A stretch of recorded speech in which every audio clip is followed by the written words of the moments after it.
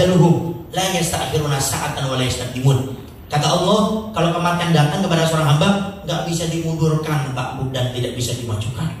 Sekalipun dia dokter yang biasa ngobatin orang itu, ngasih resep obat, tetap mati dokter juga. Bahkan saya punya guru, Dr. Ustaz Yusuf bin Abu Bebasan Baharun. Beliau pernah memeriksakan anaknya sakit, dibawa waktu itu ke tempat seorang dokter. Kemudian diketok pintu, kok nggak keluar nih dokter. Akhirnya tetangganya keluar. Habib, cari siapa? Ini saya mau memeriksakan anak saya sakit. Maaf Habib, dokternya kemarin baru meninggal dunia katanya. Kata saya punya guru, loh dokter bisa meninggal? Kan kalau kita sakit datang ke dokter, dikasih resep, sakit apa nih? Jantung, kayak ini. Bahkan dosisnya dia tahu. Oh jantungnya ini dosisnya sekian, obatnya sekian. Harusnya dia kan yang sakit secara akal kan bisa ngobatin sendiri. Ternyata tidak, Pak. Kenapa? Kematian itu konsepnya jelas, nggak bisa tidak bisa dimundurkan, tidak bisa dimajukan. Bahkan berapa banyak kata para ulama orang tertawa di pagi hari, di sore hari kain kafannya sudah disiapkan oleh Allah Subhanahu Wa Taala. Orang tertawa di sore hari, di pagi hari kain kafannya sudah disiapkan oleh Allah Subhanahu Wa Taala. Banyak kejadian seperti itu. Bahkan mungkin kita punya keluarga, teman, sahabat, ada yang pagi ngobrol enak, tiba-tiba siangnya, sorenya, malamnya meninggal dunia. Nah, itulah kematian. Maka di bulan Ramadan ini ayo kita maksimalkan ibadah. Sudah 11 bulan kita lupa sama Allah, 11 bulan ibadah kita tidak maksimal. Ayo 1 bulan ini kita maksimalkan. Sampai Nabi mensabdakan Ramadan syahrul ummati, Ramadan bulan umatku. Sampai Nabi predikan bulan umatnya Nabi. Kenapa? Karena di bulan Ramadan amal ibadah kita semuanya dilipat gandakan oleh Allah Subhanahu Wa Taala. Semuanya.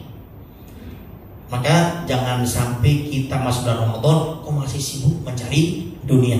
Jadilah orang yang cerdas, mengingat akhirat, tidak hanya mengingat dunia. Jadikan dunia sebagai jembatan menuju akhirat, jangan jadikan dunia sebagai jembatan menuju ke neraka Allah Subhanahu Wa Taala. Ada kisah seorang nenek, kisah nyata. Seorang nenek ini bulan Sya'ban seperti bulan sekarang ini, itu pergi ke pasar, belanja bumbu banyak sekali, segala macam bumbu. Termasuk beli ayam, beli daging, beli sayur. Ditanya, Bu, Nek, kok belanjanya banyak sekali? Apa jawab si nenek? Orang yang cerdas. Menurut kata Nabi, saya beli bumbu, beli ayam, daging, sayuran ini karena biar nanti masuk bulan Ramadan saya tidak sibuk belanja. Saya ini sudah jauh lupa dari Allah. 11 bulan saya sudah melupakan Allah, ibadah gak maksimal. Saya ingin masuk bulan Ramadan, saya fokus ibadah. Jadi kalau untuk saudara masak, saya sudah menyiapkan untuk 1 bulan. Orang cerdas. Dan harus dimuliakan bulan Ramadan ini. Sampai dikatakan man fariha bidukhuli Ramadan harama hurima jasadu 'alan nar au kama qala. Siapa orang bergembira, senang dengan masuknya bulan Ramadan, maka jasadnya, kulitnya diharamkan oleh Allah, tersentuh api nerakanya Allah Subhanahu. Senang gembira. Maka di saat kita masuk bulan Ramadan, hadirkan kesenangan, kegembiraan dengan mengingat keutamaan-keutamaan yang ada di bulan Ramadan. Tapi hati-hati, ada sebagian orang yang kadang mau masuk bulan Ramadan gak senang, benci, kecewa. Ramadan gak bisa makan enak ini. Biasanya habis kerja jam 10 bisa es campur, ketoprak di depan tempat kerja ini. Sekarang udah gak bisa. Hati-hati. Para ulama menegaskan kepada kita, termasuk dosa besar ada orang gak senang dengan masuk bulan Ramadan. Dosa besar. Di antara Imam Ibn Hajar mengingatkan dosa besar kalau orang gak senang dengan masuknya bulan Ramadan. Nah, orang yang gak senang ini kenapa? Kadang-kadang masih terikat dengan dunia. Nah, di bulan Sya'ban ini Pak Bu, makanya kita disunahkan untuk apa? Memperbanyak puasa sunnah.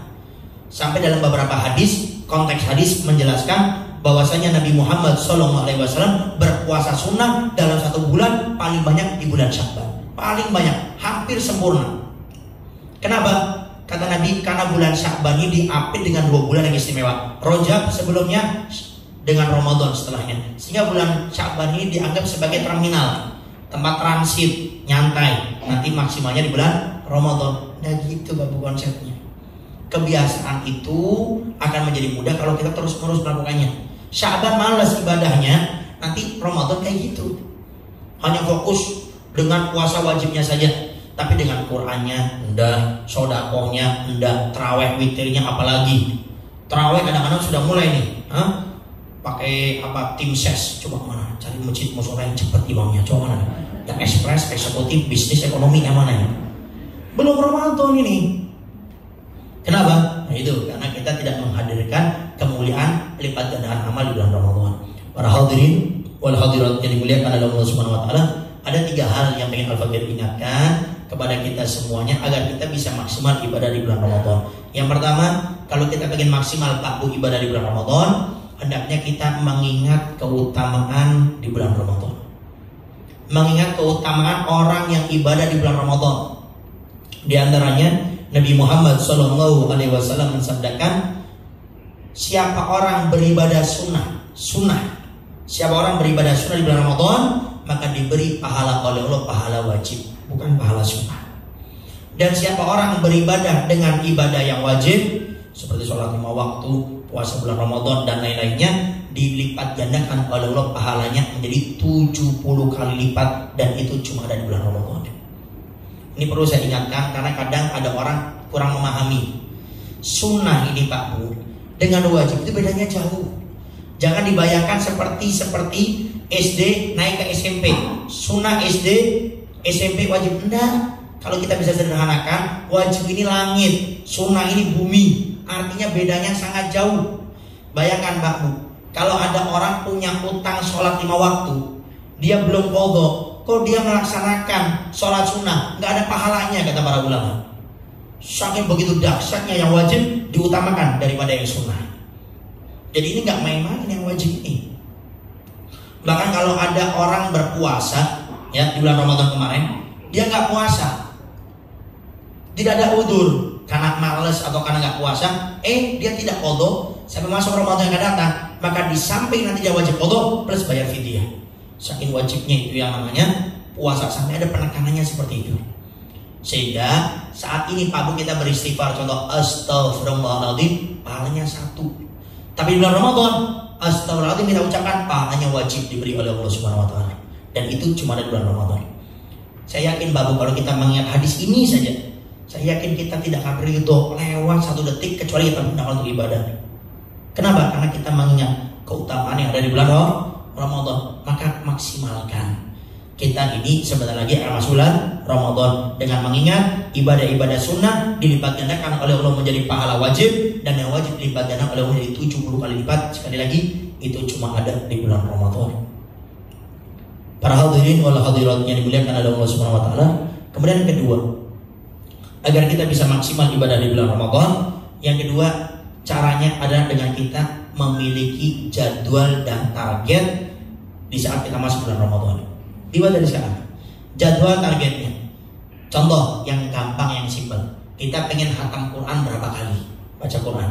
Ustaz, saya pengen hatam Quran sekali. Yuk, berarti sehari 1 juz. 1 juz kali 30 juz, 1 hataman. Sekarang bagaimana Ustaz target biar saya bisa dapat 1 juz, kan gitu. Kayaknya Ustaz saya baca Quran 1 Juni kayaknya berat Ustaz. Ditarget, cari caranya. 1 juz kurang lebih 18 lembar, dibagi sholat 5 waktu, subuh, duhur, asar, maghrib, isya. Berarti setiap sholatnya itu 4 lembar, dapat 1 juz. Ustaz saya ingin 2 hataman, sehari 2 juz. Kejar targetnya, atur waktunya, sehingga masuk bulan Ramadan gampang kita untuk menghatam Al-Quran. Kenapa? Dari sekarang kita sudah baca jadwal dan target-targetnya. Contoh, ingin sedekah kepada anak yatim piatu, targetkan berapa? Saya ingin bersedekah Ustaz 10 juta Ustaz. Berapa anak yatim piatunya? Kurang lebih 50. Nah berarti setiap anak yatim piatu kalau kita 10 juta, berarti kita beri berapa ini? 200 ribuan ya, 200 ribu. Nah dari sekarang disiapkan, nabung. Contoh nanti tanggal 18 Ramadan, tanggal 18 sudah siap uangnya, anak yatim piatu sudah ada, kita berikan semuanya. Itu mudahnya kalau kita dari sekarang buat jadwal dan target mau ngapain bulan Ramadan sekarang ini. Tapi kak saya yakin kalau kita nggak buat target, nggak buat jadwal, masuk bulan Ramadan sama kayak tahun kemarin, bahkan mungkin lebih parah daripada tahun kemarin. Kenapa? Cuma ngikutin waktu saja. Tapi sekali lagi, kalau kita buat jadwal, target, saya yakin apapun yang Bapak Ibu ingin lakukan bisa terrealisasi asalkan kita punya target. Karena orang itu Bapak kalau sudah punya target, dia punya niat. Dan Nabi Muhammad SAW mensabdakan innamal amalu binniyat. Segala sesuatu dengan niatnya. Bahkan Habib Abdul Haddad dalam kitabnya Adab Sulukil Murid, beliau mengatakan man hasunat niyatuhu hasuna amalu. Orang yang niatnya baik, pekerjaannya akan jauh lebih baik. Artinya Allah akan berikan pertolongan sampai orang ini bisa menyelesaikan niat-niatnya. Dari mana? Dari niat. Maka sekarang diatur jadwalnya, targetnya mau ngapain di bulan Ramadan. Nanti insya Allah lebih Allah permudah. Yang terakhir, yang ketiga, kalau kita pengen maksimal ibadah di bulan Ramadan, yang ketiga caranya adalah menghadirkan ini mungkin Ramadan saya yang terakhir. Saya sudah riset Pak Bu. Beberapa kali Al-Fagir saya ngisi acara seperti ini, saya riset mungkin sudah hampir sekitar 300 orang lebih lah. Jawabannya sama. Dan sekarang saya tanyakan di sini, Bapak Ibu semua, kalau saya kasih uang per orang 1 juta, seneng kan? Seneng kan? Apalagi saya kasih 100 juta, sangat senang. Kalau sudah punya uang 1 juta, apa yang dilakukan? Pengen belanja, jalan-jalan, makan-makan kan? Tapi sekarang saya tanya lagi, kalau Bapak Ibu sekarang sudah masuk jam 5. Jam 5 Bapak Ibu dikasih target oleh malaikat Israel, kasih tahu, Pak, Bu, Bapak Ibu nanti meninggalnya jam 6 menjelang maghrib. Kira-kira 1 juta itu Bapak Ibu mau jalan-jalan? Mau shopping? Mau jalan-jalan? Mau makan-makan? Nggak bakal. Kenapa? Bentar lagi mau mati, Beb, 1 jam lagi. Terus ngapain? Fokus ibadah. Nah coba, makanya para ulama mengatakan siapa orang paling besar menghadirkan rasa bahwasanya ini Ramadan saya terakhir, pasti Pak Bu, mau nggak mau kita ibadahnya lebih maksimal. Tapi lihat orang-orang yang nyantai, habis terawih, nggak ngaji, nonton TV, main HP, tanyakan kepada dia, dia merasa Ramadan akan datang saya masih hidup. Padahal para ulama mengatakan Ramadan setiap tahun akan datang. Tapi kita belum tentu setiap tahun ketemu dengan bulan Ramadan. Maka hadirkan pada saat ini bahwasanya Ramadan ini mungkin bukan Ramadan kita. Ramadan ini mungkin menjadi Ramadan kita yang terakhir. Sehingga dengan menghadirkan itu, insya Allah nanti masuk bulan Ramadan, ibadah kita akan maksimal. Apa Ustaz Habib kalau ibadah saya maksimal? Akan diberi reward, akan diberi hadiah oleh Allah, namanya Lailatul Qadar. Karena ada nggak tahu saya ceritanya bagaimana, ada orang-orang itu ibadahnya maksimalnya cuma 10 ganjil terakhir di bulan Ramadan. Saya nggak tahu itu model apa gitu kadang-kadang gitu. Ya bagus daripada nggak ibadah. Cuma emang Lailatul Qadar itu 10 ganjil yang terakhir. Sekarang saya tanya nih, ini siapa ketua pajak di sini? Bapak ya? Oh ibu ya? Ibu. Contoh, ibu punya 2 karyawan. Yang satu ibu punya karyawan rajin. Dari tanggal 1 sampai 20 masuk terus, gak pernah absen. Subhanallah, tanggal 21 sampai 30 akhir daripada gajian sakit dia, izin gak masuk. Dah. Tapi ibu punya karyawan nih, tanggal 1 sampai 20 gak pernah masuk, males. Tanggal 21 masuk sampai tanggal 30 karena mau gajian. Kira-kira ibu kasih gak gaji yang nomor 2 tadi itu? Dikasih gaji enggak? Enggak. Yang pertama dikasih gaji enggak? Kasih gaji, kenapa? Karena rajin masuknya. Itu manusia tahu bagaimana dengan Allah. Itu yang Al-Fagir maksudkan. Jadi Lailatul Qadar itu hanya penyemangat saja, Bapak. Jangan jadikan target, karena ada hadis bahwasanya 10 ganjil yang terakhir itu, atau penjelasan bahwasanya terletak pada 10 akhir bulan Ramadan yang ganjil. Pada para ulama menjelaskan Lailatul Qadar itu diletakkan oleh Allah, gak ada yang tahu. Bahkan bergonta-ganti. Kadang pertama bulan Ramadan, kadang pertengahan, kadang akhir. Karena gak ada yang tahu.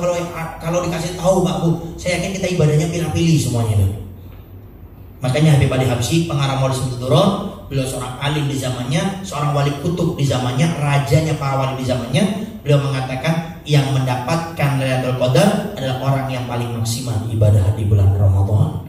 Oleh karenanya, ayo pada saat ini kita akan masuk bulan Ramadan, maksimalkan ibadah dengan 3 cara tadi. Yang pertama, dengan kita mengingat keutamaan ibadah di bulan Ramadan. Yang kedua, kita dari sekarang memiliki jadwal dan target untuk ibadah yang akan kita lakukan di bulan Ramadan. Yang ketiga, hadirkan ini mungkin Ramadan kita yang terakhir, maka insya Allah dengan itu kita lebih maksimal ibadahnya daripada tahun-tahun yang sebelumnya. Dan husnudzon kepada Allah, yakin Di saat kita ibadah maksimal, Allah akan berikan kita Lailatul Qadar yang lebih afdal daripada 1000 bulan, khairun min alfi syahr.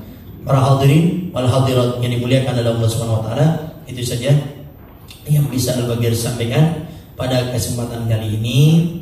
Yang intinya, ayo sama-sama kita berdoa, kita minta kepada Allah Subhanahu wa taala, mudah-mudahan Ramadan yang saat ini Allah sehatkan kita, Allah maksimalkan kita ibadah di bulan Ramadan, dan mudah-mudahan bulan Ramadan ini bukan menjadi Ramadan kita yang terakhir, tapi menjadi Ramadan penyemangat kita. Dan mudah-mudahan apapun yang kita lakukan di bulan Ramadan, semua pahalanya diterima oleh Allah Subhanahu wa taala. Kita masuk bulan Ramadan, dosa kita semuanya diampuni oleh Allah Subhanahu wa taala. Kita masuk bulan Ramadan, kita dirahmati oleh Allah Subhanahu wa taala. Kita keluar bulan Ramadan, dilepaskan daripada api nerakanya Allah Subhanahu wa taala. Dan setiap masuk bulan Ramadan, kita mendapatkan Lailatul Qadar dari Allah Subhanahu wa taala. A'udzubillahi minasyaitonir rajim. Bismillahirrahmanirrahim. Alhamdulillahirabbil alamin. Wassalatu wassalamu ala asyrafil anbiya'i wal mursalin. Sayyidina wa habibina wa syafi'ina wa qurrati a'yunina Muhammadin habibi rabbil alamin wa ala alihi wa sahbihi ajmain. Allahumma ya Allah, kami yang berkumpul di tempat ini ya Allah, kami mengadakan acara ini ya Allah untuk menyambut bulan mulia, bulan Ramadan ya Allah. Maka muliakan siapapun yang hadir di tempat ini ya Allah di saat akan masuk bulan Ramadan ya Allah. Muliakan kami masuk bulan Ramadan dengan maksimal ibadah di dalamnya, dengan Engkau mudahkan kami untuk istiqomah beribadah di dalamnya ya Allah. Ya Allah, jangan sampai bulan Ramadan kami kotori dengan dosa-dosa, kami kotori dengan kejelekan, kami kotori dengan kewajiban yang kami tinggalkan ya Allah. Dan kami minta kepada-Mu ya Allah, jadikan Ramadan ini Ramadan yang paling baik dalam hidup kami ya Allah. Jadikan Ramadan saat ini Allah menjadi pembuka daripada hati kami ya Allah. Dan jadikan hati kami ya Allah hati yang dipandang oleh-Mu ya Allah. Dan jauhkan hati kami daripada berprasangka buruk dengan-Mu ya Allah, berprasangka buruk dengan hamba-hamba-Mu ya Allah. Karena manusia yang paling tidak tenang di dunia adalah orang yang punya prasangka buruk dengan orang lain. Maka bersihkan hati kami dari sombong, bersihkan hati kami dari riya, bersihkan hati kami dari hasud, dari cinta kepada dunia ya Allah. Ya Allah, jadikan dunia yang kami miliki hanya di tangan kami. Jangan sampai dunia yang kami miliki masuk ke hati kami ya Allah, sehingga hidup kami disetir dengan dunia sampai kami lupa kepada akhirat. Padahal dunia ini adalah sementara, akhirat adalah selamanya. Tapi jadikan dunia yang sementara ini ya Allah sebagai jembatan kami menuju ridha-Mu ya Allah, menuju surga-Mu ya Allah. Dan kami mohon kepada-Mu ya Allah, perbaiki hubungan kami dengan sesama manusia ya Allah. Jangan sampai kami baik dengan-Mu ya Allah, tapi dengan manusia kami tidak baik ya Allah. Kekasih-Mu Nabi Muhammad SAW sudah pernah mensabdakan, tidak bakal masuk surga orang yang tidak baik kepada orang lain. Maka jadikan kami hamba-hamba ya Allah yang bisa menjaga hubungan baik dengan-Mu ya Allah, dan menjaga hubungan baik dengan hamba-hamba-Mu ya Allah. Dan kami minta kepada-Mu ya Allah, siapapun di antara kami ya Allah yang punya dosa, ampuni dosa-dosa kami ya Allah. Berikan pintu taubat-Mu kepada kami ya Allah. Hijrahkan kami kepada tempat keridhaan-Mu ya Allah. Dan kami mohon kepada-Mu ya Allah, ada satu dosa yang selama ini masih kami lakukan ya Allah, dan kami berusaha meninggalkannya, tapi terkadang kami masih terjerumus dalamnya ya Allah. Berkah acara ini menyambut bulan Ramadan, jauhkan kami dari maksiat tersebut ya Allah. Maksiat yang itu ya Allah, maksiat yang itu ya Allah, maksiat yang itu ya Allah, yang sungguh kami ingin meninggalkannya ya Allah. Ganti dengan yang halal daripada yang haram tersebut ya Allah. Dan kami minta kepada-Mu ya Allah, siapapun di antara kami yang orang tuanya sudah meninggal dunia ya Allah, ampuni dosanya ya Allah. Berikan kasih sayang-Mu kepada mereka ya Allah, sebagaimana mereka memberikan kasih sayangnya kepada kami ya Allah. Ya Allah, ampuni dosanya, angkat derajatnya, terima semua amal ibadahnya. Jadikan kuburan mereka sebagai taman-taman surga-Mu ya Allah. Dan kelak di akhirat kumpulkan mereka dengan kasih-Mu Nabi Muhammad SAW, daripada syafaatnya kasih-Mu Nabi Muhammad SAW. Dan siapapun di antara kami ya Allah yang masih memiliki orang tua ya Allah, panjangkan usia orang tua kami ya Allah dalam keadaan sehat walafiat, dalam ketaatan kepada-Mu ya Allah. Siapapun di antara kami ya Allah yang masih punya orang tua yang sakit, sembuhkan ya Allah berkah acara ini ya Allah. Siapapun di antara kami ya Allah yang orang tuanya mungkin masih jauh dari-Mu ya Allah, masih jauh dari taat kepada kekasih-Mu Nabi Muhammad SAW, maka berkah daripada acara ini jadikan kedua orang tua kami yang taat kepada-Mu ya Allah, dan taat kepada kekasih-Mu Nabi Muhammad SAW. Ya Allah, siapapun di antara kami ya Allah yang ada dalam rumah tangganya ya cekcok ya Allah antara suami dengan istrinya ya Allah, berkah hadir ke tempat ini ya Allah. Jadikan rumah tangga mereka rumah tangga yang sakinah, mawaddah warahmah. Berikan kepada kami rizki yang berkah, rizki yang halal. Jadikan suami kami setiap harinya makin soleh, jadikan istri kami setiap harinya makin soleha. Berikan kepada kami anak-anak yang soleh dan soleha, dan jadikan anak-anak kami ya Allah anak-anak yang bangga kasihmu Nabi Muhammad SAW. Ya Allah, jangan kau jadikan kami orang tua yang hanya sibuk mencari dunia